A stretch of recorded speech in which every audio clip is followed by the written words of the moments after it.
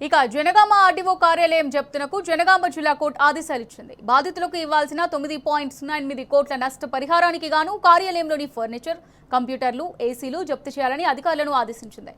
1981లో బాధితులకు చెందిన సిద్దిపేట రోడ్డులోని 24, 26, 465 సర్వే నెంబర్లలో 18.1 ఎకరాల భూమిని అప్పటి ఏపీ హౌసింగ్ బోర్డు శాఖ అధికారులు స్వాధీనం చేసుకున్నారు.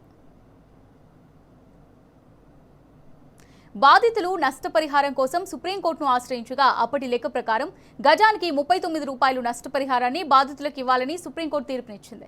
ఇప్పటి వరకు కంపెన్సేషన్ ఇవ్వకపోవడంతో బాధితులు జనగామ జిల్లా కోర్టును ఆశ్రయించగా నెల రోజుల్లోపు పరిహారం ఇవ్వాలని కోర్టు ఆర్డీఓ కార్యాలయాన్ని ఆదేశించింది. నెల రోజులు గడుస్తున్నా కంపెన్సేషన్ ఇవ్వకపోవడంతో ఆర్డీఓ కార్యాలయాన్ని జప్తు చేసేందుకు బాధితులు ప్రయత్నించగా కార్యాలయ అధికారులు అడ్డుకున్నారు. 34 ఎకరాలు తీసుకున్నారు. కాలక్రమేణా అది 18 ఎకరాలు 10 గుంటలకు అయింది.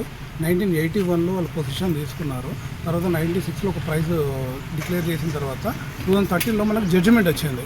వాళ్ళకి అమౌంట్ ఇంత ఇచ్చేసేయండి అని. జడ్జిమెంట్ వచ్చిన తర్వాత మనం ఈపీకి వెళ్ళాం. ఈపీకి అది ఇంప్లిమెంట్ చేయమని జడ్జిమెంట్ని. దానికి మనకు 2025 అక్టోబర్లో జడ్జిమెంట్ ఇచ్చారు.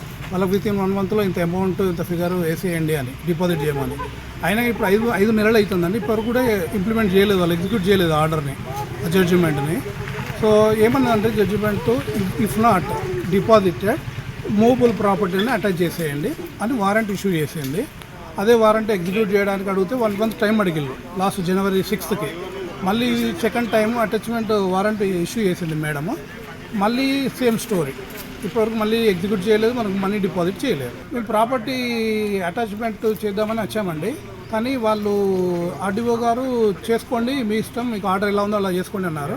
కానీ తోటి ఎంప్లాయీస్ వాళ్ళు డిఏఓ అండ్ డిటీ గారు రిఫ్యూజ్ చేసిళ్ళు. They are not allowing to take the tables and whatever the stuff. ఏమంటే మేము కోర్టును గౌరవిస్తామండి, మా అడ్వకేట్స్ గారు ఎలా చెప్తే అలా ఫాలో అవుతామండి.